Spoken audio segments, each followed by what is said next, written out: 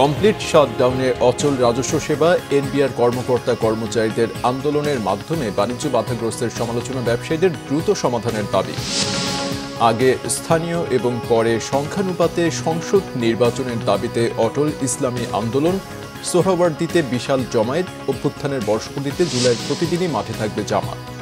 সংস্কার নিয়ে ঐকমত্য কমিশনের নিয়োগ কি, প্রশ্ন সালাউদ্দিনের। ক্ষমতায় গেলে 18 মাসে 1 কোটি কর্মসংস্থান করবে বিএনপি, জানিয়েছেন আমির খসরু। ভোটের মাঠে জাতীয় ঐক্য অসম্ভব বলেছেন মান্না। আগামী নির্বাচন হবে সুষ্ঠু উৎসবমুখর, নিশ্চয়তা দিলেন প্রধান উপদেষ্টা প্রেস সচিব। দেখছিলেন ক্রাউন সিমেন্ট সংবাদ শিরোনাম, এবারে বিস্তারিত। এনবিআর চেয়ারম্যানের পদত্যাগ ও যৌক্তিক সংস্কারের দাবিতে কমপ্লিট শাটডাউন ও মার্চ টু এনবিআর কর্মসূচি চলমান রাখার ঘোষণা দিয়েছে এনবিআর সংস্কার ঐক্য পরিষদ। শনিবার রাজধানীর আগারগাঁও রাজস্ব ভবনের সামনে সংবাদ সম্মেলনে এ ঘোষণা দেওয়া হয়।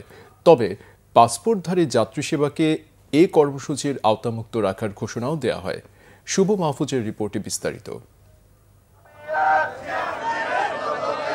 পূর্ব ঘোষণা অনুযায়ী এনবিআর সংস্কার ঐক্য পরিষদের ব্যানারে শনিবার সকাল থেকে আগারগাঁওয়ে রাজস্ব ভবনের সামনে অবস্থান নেন আন্দোলনকারীরা। অনাকাঙ্ক্ষিত ঘটনা এড়াতে মোতায়েন করা হয় আইন শৃঙ্খলা রক্ষাকারী বাহিনীর বিপুল সংখ্যক সদস্য। যদিও এনবিআরের পক্ষ থেকে কর্মীদের অফিসে উপস্থিত না থাকলে শাস্তিমূলক ব্যবস্থা নেয়ার নির্দেশনা ছিল, তা উপেক্ষা করেই চেয়ারম্যানের পদত্যাগের দাবিতে অনড় আন্দোলনকারীরা। আমরা চাই এই চেয়ারম্যানের অপসারণ হওয়ার পরে আমাদের ট্যাক্স ডিভিশনটা সুন্দরভাবে সুশৃঙ্খলভাবে একটা কাঠামো হবে, ওখানে চলবে যেখানে সরকারের রাজস্ব আসবে এবং করদাতারা হয়রানি মুক্ত হবে। এনবিআর থেকে যে কোনো ধরনের মিটিংয়ে যেতে হলে আমাদের চেয়ারম্যানকে লাগবে, কিন্তু চেয়ারম্যান তো নিজেই আমাদেরকে আসলে সব বিষয় অপোজ করতেছেন, আমাদেরকে একসাথে বসতে দিচ্ছেন না, আমাদেরকে খসড়া কাজ করতে দিচ্ছেন না, আমাদেরকে মিটিং করতে দিচ্ছেন না। এই জন্য আমরা চাচ্ছি চেয়ারম্যান চলে যাক। বিকেল 3টা নাগাদ রাজস্ব ভবনের সামনে এনবিআর সংস্কার ঐক্য পরিষদের ব্যানারে সংবাদ সম্মেলনে দাবি আদায়ে অনড় থাকার কথা জানান ঐক্য পরিষদের নেতারা। পলাতক আওয়ামী ফ্যাসিস্ট সরকারের এজেন্ডা বাস্তবায়নকারী যে 44 জন আমলার তালিকা করা হয়েছে, তার মধ্যে তিনি এনবিআর এর বর্তমান চেয়ারম্যান 3 নম্বরে রয়েছেন। সুতরাং সংস্কার প্রক্রিয়াকে বাধাগ্রস্ত করে তিনি অস্থিতিশীল পরিস্থিতি সৃষ্টির অপচেষ্টা করবেন, এটাই স্বাভাবিক।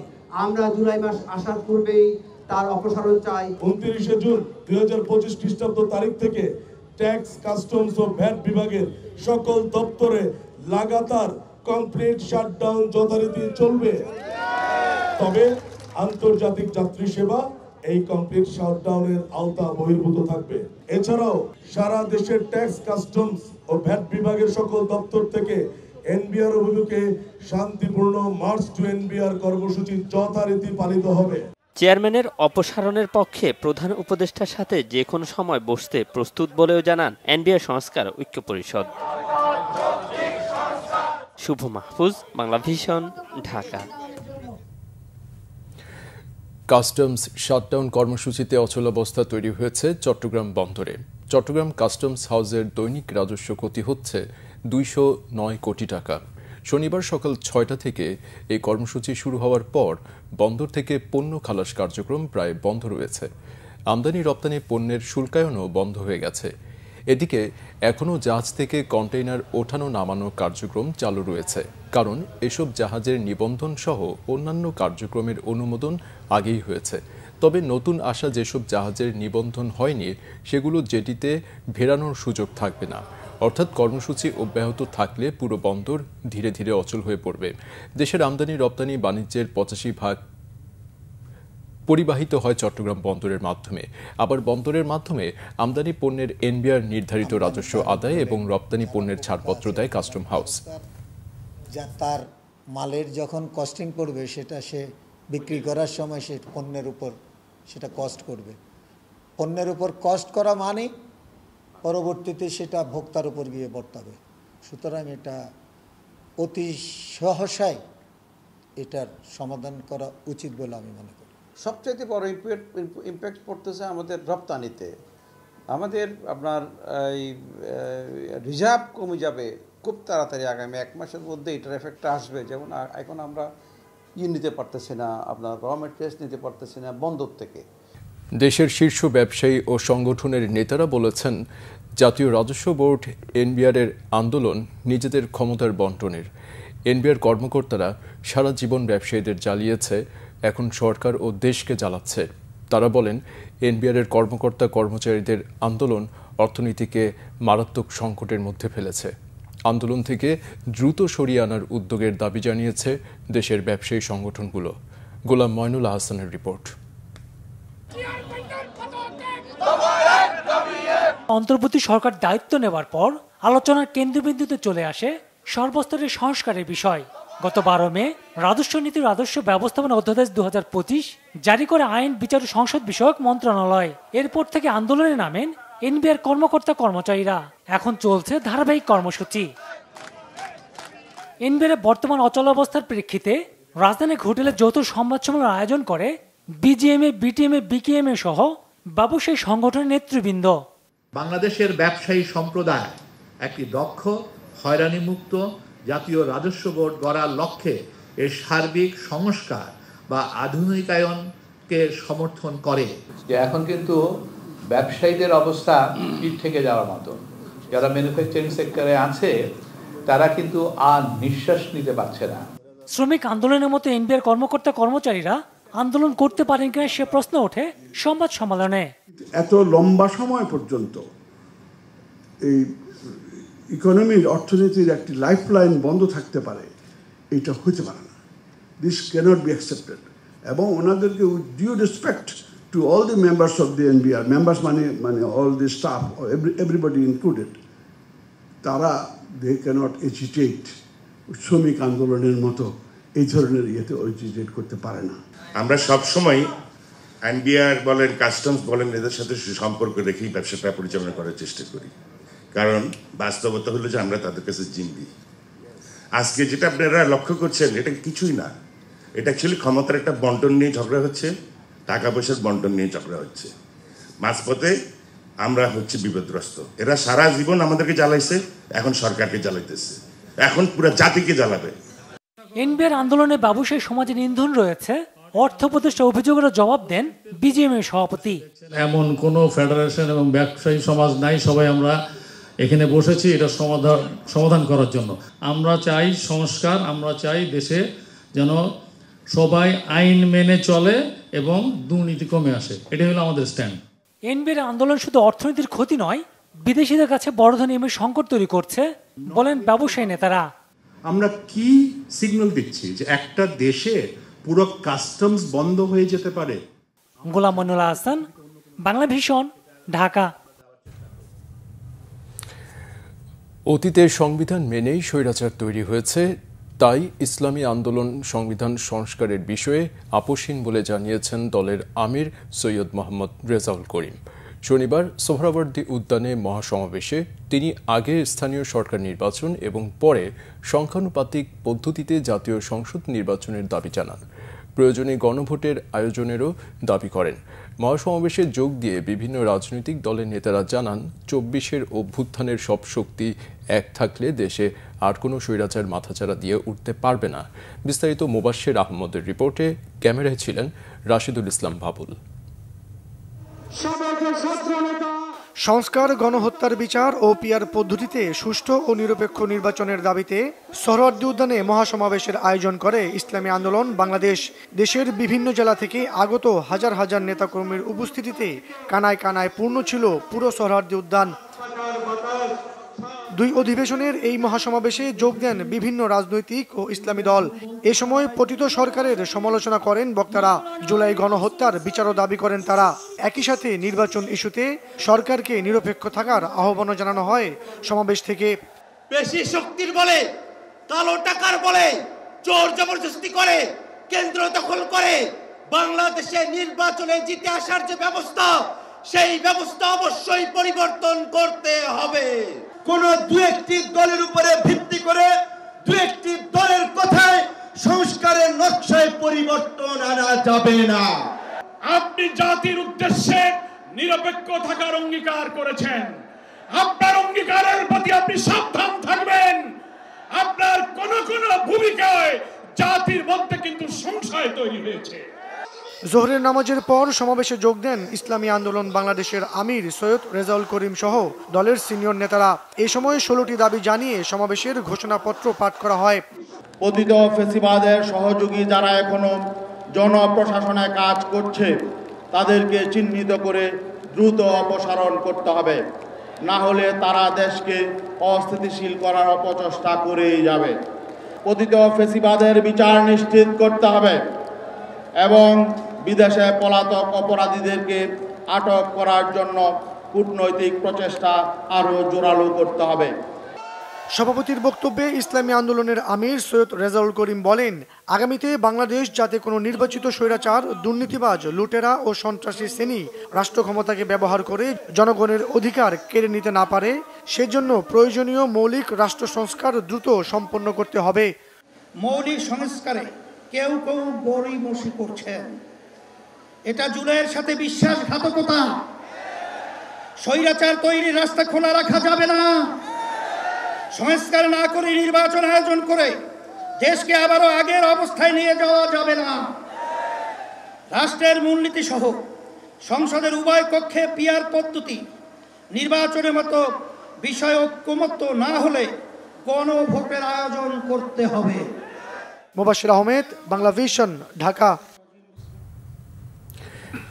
জুলাই গণ অভ্যুত্থানের বর্ষপূর্তিতে মাসব্যাপী কর্মসূচি ঘোষণা করেছে জামাতে ইসলামী। শনিবার রাজধানীর মগবাজারে কেন্দ্রীয় কার্যালয়ে সংবাদ সম্মেলনে কর্মসূচি ঘোষণা করেন দলের সেক্রেটারি জেনারেল মিয়া গোলাম পরওয়ার। 16 জুলাই শহীদ আবু সাইদ স্মরণে আলোচনা সভা ও দোয়া অনুষ্ঠান করতে রংপুর যাবেন শীর্ষ নেতারা। 19 জুলাই জামাত ঘোষিত 7 দফা বাস্তবায়নের উদ্দেশ্যে সোহরাওয়ার্দী উদ্যানে জাতীয় সমাবেশ করবে দলটি।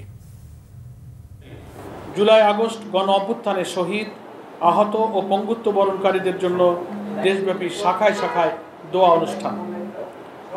2 থেকে 4 জুলাই দরিদ্র, অসহায়, দুস্থ ও ইয়াতিমদের মাঝে খাবার বিতরণ।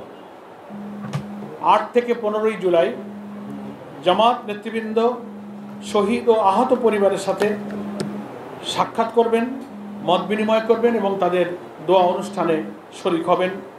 কবর জিয়ারত সহ অন্যান্য পারিবারিক সহানুভূতি প্রকাশের জন্য বিভিন্ন এলাকায় সারা দেশে সফর করবেন।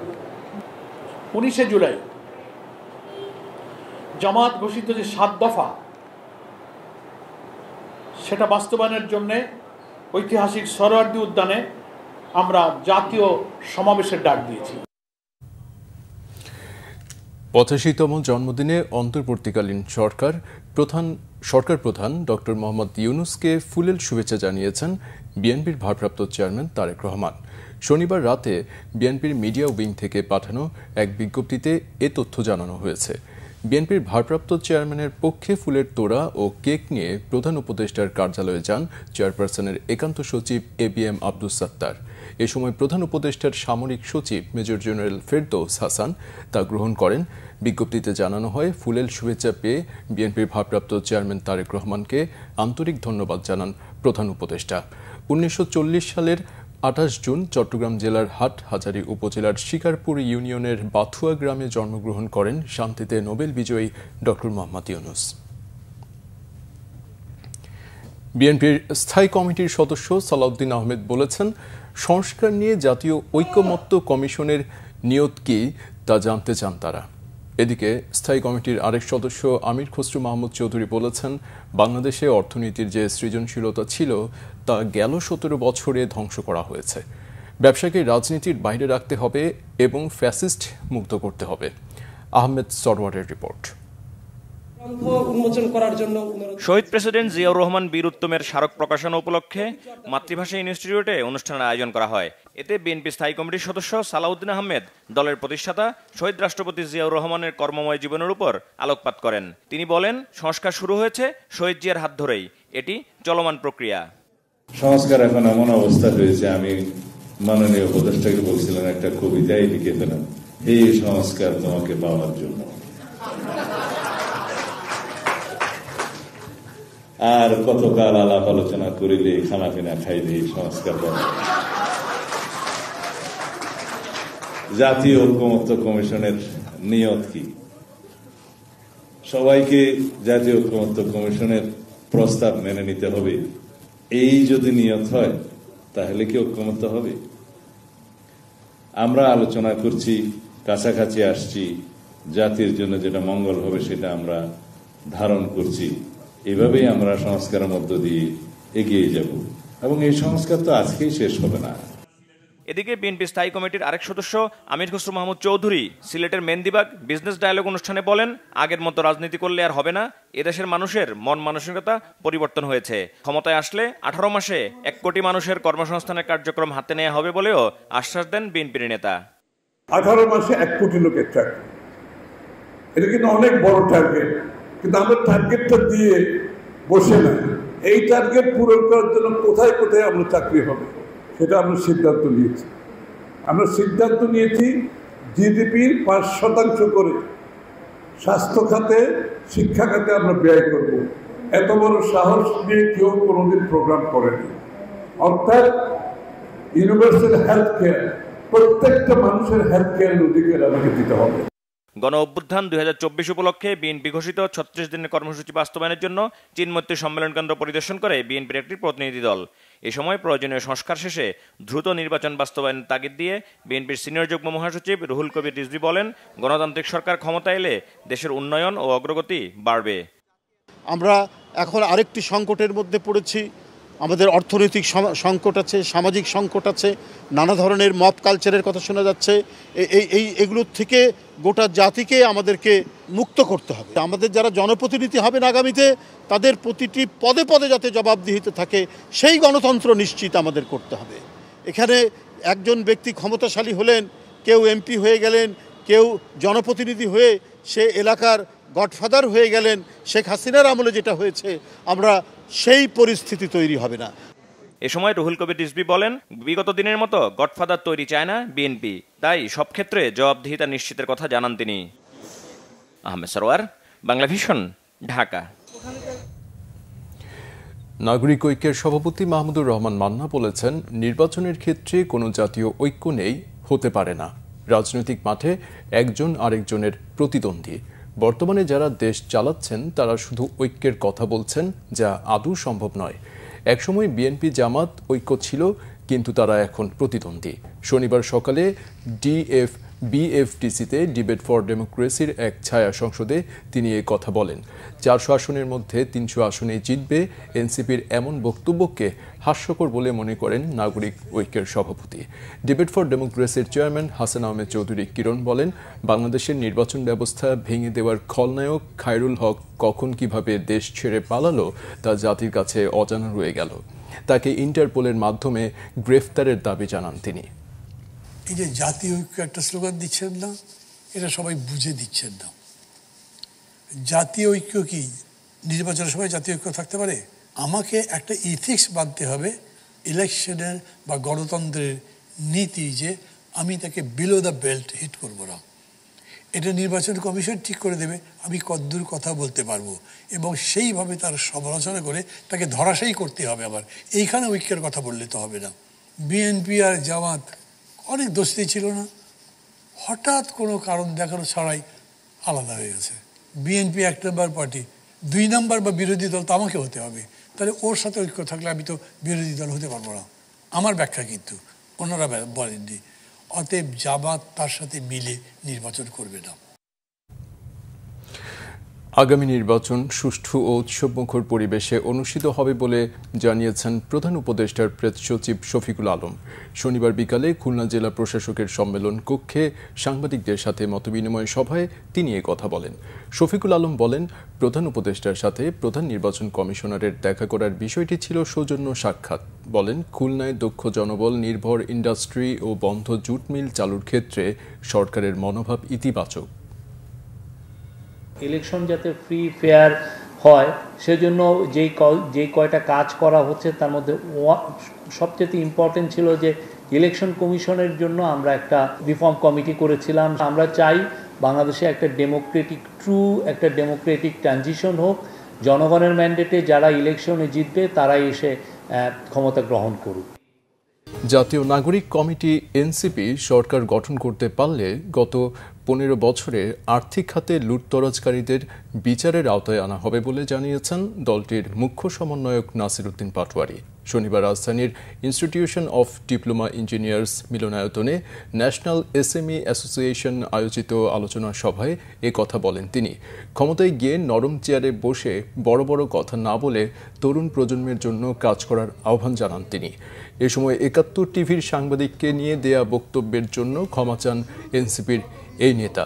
এ সময় এনসিপির অন্যান্য বক্তারা বলেন, বিগত সময়ে অল্প কিছু মানুষের কাছে ব্যবসা কুক্ষিগত ছিল, রাজনৈতিক দলগুলোর ছত্রছায়ায় বিজনেস মাফিয়া তৈরি হয়েছিল বলেও জানান তারা।